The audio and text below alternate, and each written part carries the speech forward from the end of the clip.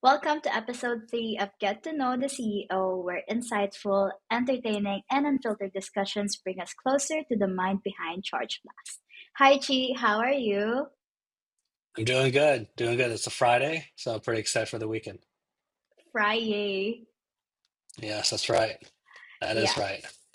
exactly. So, Chi, why don't you take us through a day in your life as a CEO of Chargeblast? Like, let us know what your typical day looks like and the things that you do on a day to day basis. Yeah, I mean, what's nice about working at a startup is no day ever looks the same, right? But I basically just wake up around 7, 8 a.m. I'll be quite honest, I go straight to my phone and answer any outstanding questions that my team may have sent at night. And that'll take probably like 30 minutes. And then I get up and just kind of set my mind ready for the day. So our team doesn't start until 10 a.m. typically. Mhm. So it gives us a little time to wake up and not be rushed because I think that's one of the things that I hated the most while working at my last few jobs is waking up super early, always feeling like you're behind like from minute number one. Mhm. So it's been great just being able to start at 10. And throughout the day, I'll be quite honest, it's a lot of client management. So we try to go out of our ways to answer questions as quickly as we can, whether that be like analysis of data or Mhm. connecting folks to processors or anything of that nature. So it's a lot of putting out fires. But something that's really important to do is set some time aside so that you Mhm. can focus on the longer term projects, the longer term goals. Mhm. Because if Mhm. you're setting out fires all day, the issue is you get burnt out real quick. No pun intended, but also those longer term, very important goals for scaling business never get done. And I think that's the hardest part is finding the time to do so. But as you make little incremental movement towards those long goals, it's incredibly rewarding. That's great to hear. I think there's a misconception about being a CEO or owning your own business. A lot of people seem to think that if you're a CEO, life's easy. You just like have people working for you, do things for you, and you're just out there shopping, riding luxury cars. But we all know startup life isn't that at all smooth sailing. So, what could you maybe share us some daily struggles that you have that people don't see? Yeah, I mean, I saw something really funny that my friend posted. It says CEO is really chief everything officer, right? It's you have to handle everything in the business that may be going wrong or needs improvement Mhm. and resolve it, right? So that is really what is the fundamental aspect of my job is to make sure the things that are not going well go well, so that everyone else in the company can focus on their task at hand and do it to their best capacity. Now, the biggest thing that's chaotic, I'd say, besides the fire drills we have with clients, is just because I manage, finance. I do some sales as well. I do operations. I manage our HubSpot and automations and things of that nature.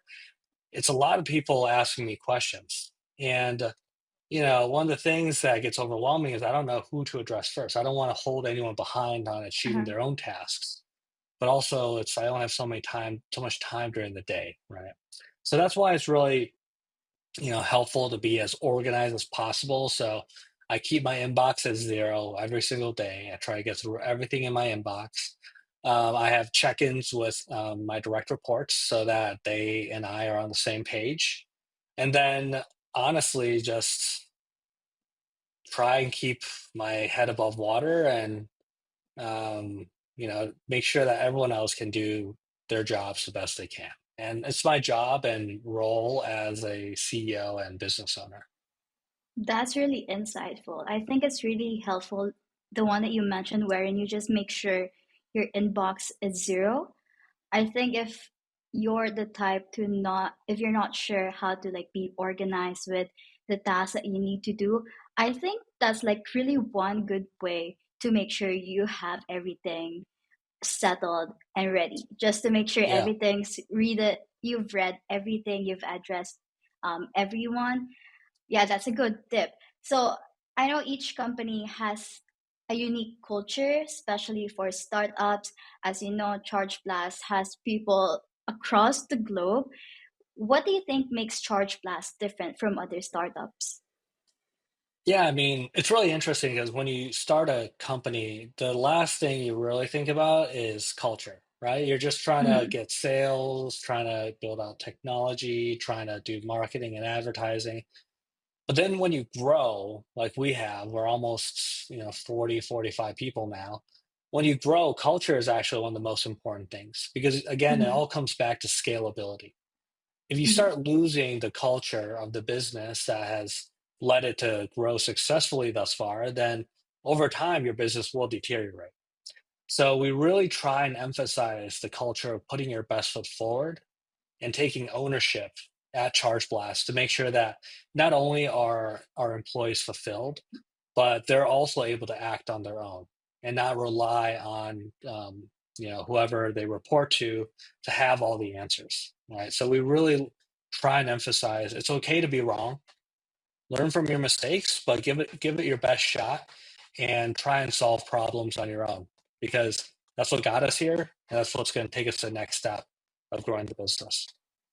Yeah, you mentioned you have around 40 employees right now for Chargeblast. Definitely building a culture within these people who are spread across the globe could be a big challenge, especially for a startup. What has this experience been like for you in the past year or so? Yeah, I mean, it's with 40 people in the company, I want to meet with all 40 and know them and their personal goals, career goals, financial goals, so that I can make sure that, they're meeting their own fulfillment in life. Because at the end of the day, like Charge Class is not venture backed, right? Mhm. We're fully bootstrapped. We want to make this into a business where all of our employees can reach their goals in life, whether that be financial, career, or personal. And I believe that by offering opportunities for our employees to, do the tasks that they're most interested in, or have the level of management that they want, or autonomy that they want, and honestly, just have more responsibility and be paid more and hit their financial goals. That's so important to me. And one of the biggest challenges is just keeping that up. And we hired a head of HR actually recently. She's been fantastic. And she's helping me kind of maintain that culture because at the end of the day, as we grow bigger and bigger, it's less and less feasible for me to handle all that. So, just trying to keep it alive and try to be as personal as possible is very important, but knowing how to delegate to somebody else and who has the capabilities to maintain that culture is important too. Right. And I think it's really important for a startup who definitely has the goal to scale up to have a fundamental value wherein they want to build the culture around their people. Because if you're, I don't know, at least for me in my experience previously, all big companies that I have worked in, the feeling is like I'm working for them.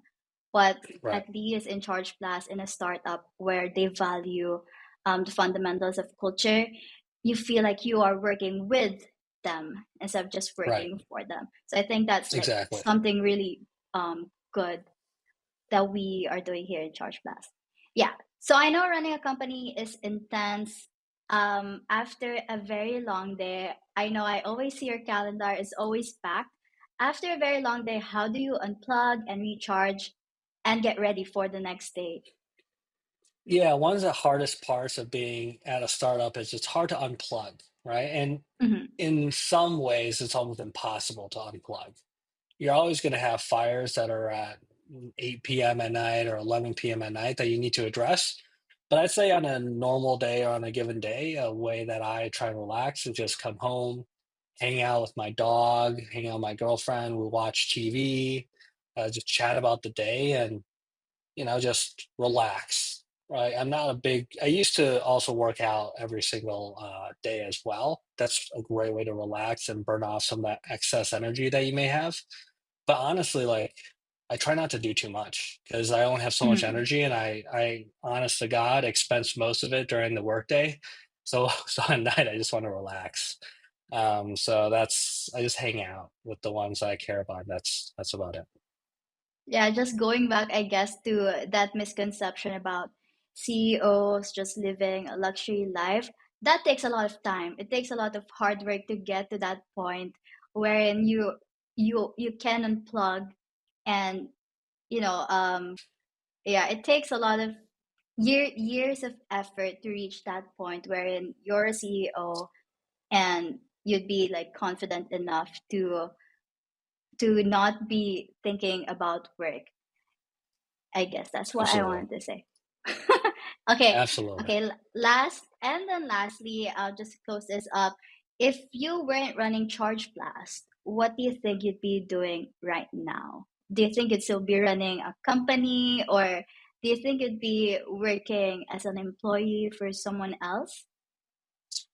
I honestly think, if once you do it once, it's very hard to go back to the workforce, but we'll see. I mean, I don't know. Perhaps I want to just take it a little bit easy for a bit. I'll probably end up running another company. It's just kind of in my blood.